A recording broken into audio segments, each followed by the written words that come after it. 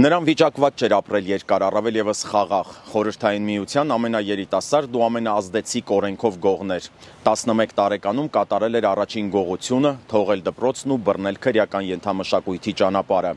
Իսկ 15 տարեկանում կարգվել էր օրենքով գող։ Բանտը նրա տունն էր, իսկ սիրուհուն ճանաչում էր ամբողջ Ռուսաստանը։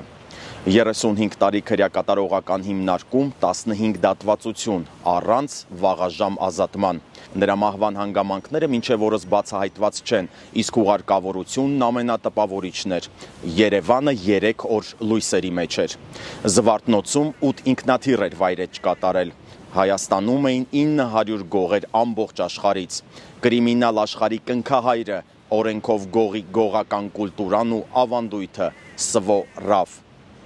Ռաֆայել Բաղդասարյանի կամ Սվո Ռաֆի մասին ամբողջական հաղորդումը դիտեք YouTube-ի իմ ալիքում։